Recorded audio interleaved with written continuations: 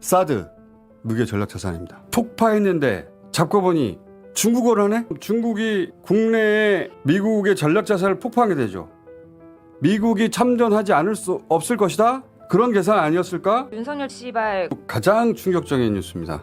계엄 이후 가장 끔찍한 내용이에요. 어제 아침 박선원 의원이 갑자기 다급하게 전화가 와서 정보사 블랙 요원들은 우리 대한민국이 키워낸 가장 소중한 정예의 요원들이고 인재입니다. 예. 근데 이번에 투입된 그 일부 예. 간이들이 아직 복귀를 안 했습니다. 이분들이 복귀하셔야 됩니다. 원소속 부대로 돌아가셔야 되고. 그렇게 무기가 나가는데 아직 돌아오질 않았다는 거예요? 돌아오지 않았고 무기가 반납되지 않았죠. 이야, 깜짝 놀랐거든요. 국방부에서는 전원 복귀했다는 기사가 나왔어요. 네, 그 김선호 국방부 장관 직무대행이 동원됐던 병력이 모두 소속 부대에 복귀한 상태다 이렇게 본인이 확인도 했다라고 밝혔습니다. 블랙 요원이 복귀하지 않았다는 제보를 민주당이 2중 3중으로 크로스체크를 했나 봐요. 전현 의원이 국방장관 대행을 불러서 직접 지시합니다.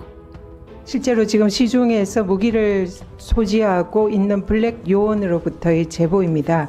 지금 현재 복귀 명령을 받지 않고 있다고 합니다. 이 블랙 요원들은 자기들이 훈련받은 그 지명을 가지고 자기들끼리 이름을 만들어서 부르는 팀들이 있다고 하는데요. 이 제보에 따르면 지금 현재 청주공항 폭발 임무를 맡은 블랙 요원들이 있었고 또 사드 기지에 이런 테러를 임무를 맡은 요원들이 있다고 합니다. 여기에 소요를 일으킬 목적으로 무기 지급을 팀별로 받았다. 이 제보한 이 사람의 경우에는 무기를 C4 폭탄을 소지하고 있고 권총, 탄창 5개를 소지하고 있다. 이런 제보입니다. 그래서 지금 다수의 블랙 요원들이 현재 복귀하지 않고 지금 도대체 뭘 해야 되나 이렇게 있는 상황이라고 합니다. 이 블랙 요원들이 지역별로 활동을 하고 있는데 현재 가지고 있는 폭탄을 사람이 많은 곳에 그냥 던지고 가더라도 누가 던졌는지 모를 정도로 그런 위험한 상황이다 이렇게 얘기를 합니다. 청주공항의 경우에는 블랙 요원이 5명 내지 10명이 배당이 됐고 담당을 하고 있고 이 블랙 요원들은 직속 담당 상관에게만 지시받는 점조직으로 운영되고 있다 이렇게 얘기하고 있습니다. 그래서 계엄이 해제가 됐는데도 아직도 복귀 명령이 안 내려서 두려움을 가지고 있다. 또 만약에 배신자로 낙인이 찍히면 죽을 수도 있다 이런 생각을 하고 있다.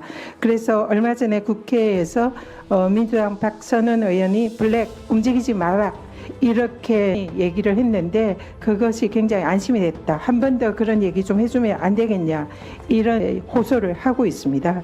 그래서 빨리 이 소집 명령 이게 해제가 되고 작전이 취소됐으면 좋겠다. 그래서 박선원 의원이 긴급하게 방송을 했던 거 알고 보니까 이 제보를 한 사람 자기가 지금 C4를 가지고 있다잖아요. 네. 이거 폭약입니다. 엄청난 고성능 폭약이에요. 그리고 권총, 탄창 5개를 가지고 굉장히 구체적이에요. 사람도 나오고 지명도 나오고. 근데 자기들은 지금 복귀 명령을 못 받았다는 거잖아요. 근데 자기 직속 상관한테만 지시를 받는다는데 지금 노상원이 아마도 최종 명령권자였었나 본데 지금 체포됐잖아요. 네. 중간 명령 체계가 어떻게 되어 있는지 우리가 알 수가 없잖아요. 그들도 불안하고 우리도 불안하고 그러니까 돌아오라는 말을 안 한 거예요. 네, 충북 청주에 비행장이 있습니다. 여기 우리나라 핵심 방위 자산인 F-35A 전투기가 있는데 탄핵안이 헌재로 넘어갈 때 여기에 폭탄을 투척해서 부풍 조작을 하려고 했다는 거잖아요. 사드 테러, C4, 블랙이온 미복귀까지 나왔는데 아직도 설마 한다는 건 전 말이 안 된다고 보고 어제 노상원 수첩에서 백령도 작전이라는 게 보도가 됐습니다. 워낙 뉴스가 쏟아져서 이거 주목을 별로 못 받은 뉴스예요. 근데 국민일보 단독이거든요.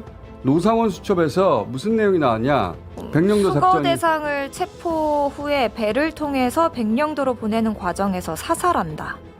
그리고 북한 등 불상의 공격을 통해서 배가 폭발한다. 윤석열 씨발 이런 내용이 있다는 거예요. 수첩이 왜 백령도인가? 인천항에서 배로 4시간 넘게 걸려요. 백령도가 상당히 멀리 있습니다. 왜 굳이 어차피 계엄하에 수방사 지하벙커에 보내도 아무도 모르는데 왜 굳이 저 멀리 백령도까지 보낼까? 백령도에서 폭발한 가장 대표적인 배가 뭡니까? 천안함이 있죠. 천안함이에요. 천안함. 정중하게 요청드리는 바입니다. 그래서 제가 번뜩 생각이 든 게 윤석열이 천안함 그 북한 폭침 부정하면 반국가 세력이라고 했나? 아직도 우리 사회 일각에서는 북한의 천안함 폭침을 부정하고 있습니다. 반국가 세력들이 국가 안보를 흔들고 국민의 안전을 위협하지 않도록 우리 모두 힘을 모아야 하겠습니다. 윤석열 씨발 반국가 세력. 저 단어가 중요합니다. 천안함 반국가 세력. 반국가 세력 이참에 쓸어버려 한 거 아닙니까? 왜냐하면 작년부터 계엄 얘기했는데 저 얘기는 올해 3월에 한 거예요. 네. 그래서 저는 백령도 작전은 천안함 침몰한 인근 해역에 천안함이 어디서 침몰했느냐? 백령도 바로 인근에서 네. 침몰했어요. 백령도 바로 옆에서 그 인근에서 배를 폭파해서 수거한 사람들 어차피 제거하고 싶었던 사람들 아닙니까? 수장시키고 그걸 북한 소행으로 발표하는 작전이었을 거라고 저는 추정합니다. 제가 한 말이 과한 것 같아요? 수첩을 보세요. 수첩에 있는 말들 가지고 제가 추론했을 뿐이에요. 백령도로 보낸다고 하잖아. 수거 대상을. 그리고 배를 폭파한다잖아. 윤석열, 김용현, 노상원 이 자들은 정말 미치광이들이에요. 제가 의문이 들었던 대목들이 몇 가지 있었는데 이 이야기는 너무 나간 얘기여서 하면 안 되겠다고 싶었던 얘기가 있었어요. 근데 이제는 얘기해야 되겠어요.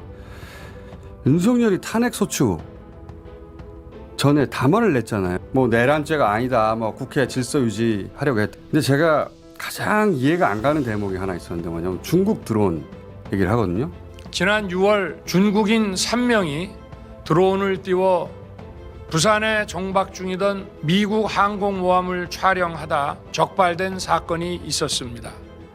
이게 계엄 시나리오에 중국이 있나?